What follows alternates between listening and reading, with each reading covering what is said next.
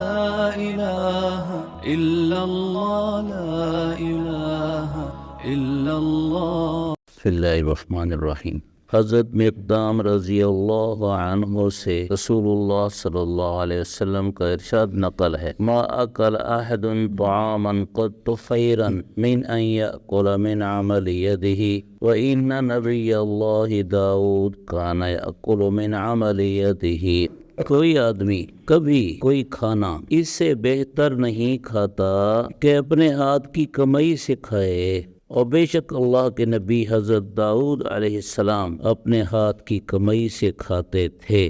اس حدیث پاک میں رسول اللہ صلی اللہ علیہ وسلم نے ہاتھ کی محنت سے کمانے کو بہترین عمل اور اس کمائی کو بہت بہترین کمائی ارشاد فرمایا۔ ترغیب ہے کہ حلال کمانے کی کوشش کی جائے۔ اس میں بہت سے فائدے ہیں۔ آدمی کو خود نفع ہوگا، آدمی دوسروں کو نفع پہنچائے گا، آدمی فضول نہیں بنے گا، آدمی کے نفس پر عاجزی اور ذلت ہوگی، نفس سرکش نہیں ہوگا، دوسروں سے مانگنے کی ضرورت نہیں ہوگی، ذلت سے محفوظ ہو جائے گا، مانگنے کی ذلت سے محفوظ ہو جائے۔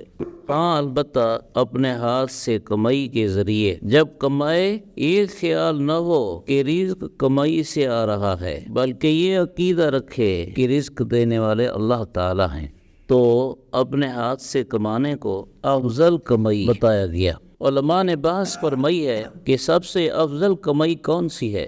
دو بڑے قول ہیں۔ ایک یہ کہ کاشتکاری سب سے افضل کمائی ہے۔ حضرت سیدنا آدم علیہ السلام کا کام تھا کاشتکاری۔ یہ سب سے افضل کیوں ہے؟ اس لیے کہ آدمی جب زمین پر محنت کرتا ہے اور پھر زمین پر بیج ڈالتا ہے تو سوائے اللہ کی اس کا کسی پر توکل نہیں ہوتا، اس لیے کہ ظاہر کے اعتبار سے تو یہ سارے بیج کو ضائع کراتا ہے۔ مٹی کا کام ہے اپنے اندر آنے والی چیز کو ضائع کر دینا، مگر وہ دانہ ضائع ہو کر ظاہر کے اعتبار سے ضائع ہو کر پودا پیدا ہوتا ہے۔ تو اب یہ سوائے اللہ کے کوئی نہیں کرتا، تو اس آدمی کا توکل صرف اللہ پر ہوتا ہے۔ دوسرا قول یہ ہے کہ سب سے افضل کمائی یہ ہے کہ آدمی جہاد فی سبیل اللہ کرتے ہوئے کافروں سے اموال غنیمت حاصل کر کے اپنے لیے اور اپنے گھرانے کے لیے معاش کا انتظام کرے۔ بہرحال ہاتھ سے کمائی اللہ کو بہت پسند ہے۔ نبی کریم صلی اللہ علیہ وسلم نے ارشاد فرمایا، طلب کسب الحلال فریضہ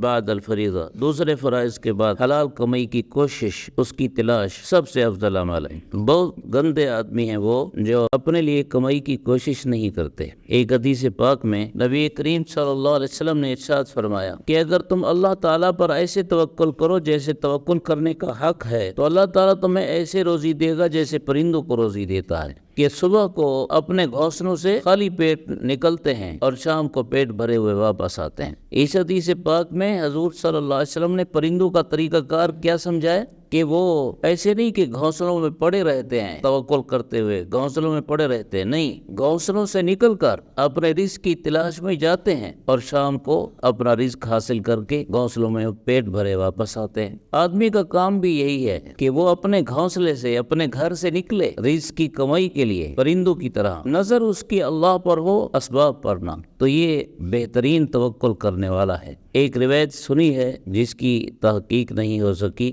کہ حضور صلی اللہ علیہ وسلم نے فرمایا، الکاسب حبیب اللہ، جو کمانے والا ہے یہ اللہ کا پیارا بندہ ہے۔ اس لیے مولوی ہو کہ غیر مولوی ہو، ہر ایک کو کمائی کی کوشش بھی کرنی چاہیے۔ یہاں نبی کریم صلی اللہ علیہ وسلم نے خصوصاً حضرت سیدنا داؤد علیہ السلام کی مثال پیش کی کہ اللہ کے خلیفہ تھے، وقت کے حاکم تھے، لیکن وہ اپنے ہاتھ کی کمائی سے کھایا کرتے تھے، حکومت کے خزانہ سے نہیں کھایا کرتے تھے۔ واقعہ یوں لکھا ہے کہ حضرت داؤد علیہ السلام کی حکومت ظاہر ہے اللہ کے نبی کی حکومت تھی، جس میں عوام کو انصاف ملتا تھا، حقوق ملتے تھے، کوئی بھی ناخوش نہیں تھا، سارے خوش تھے۔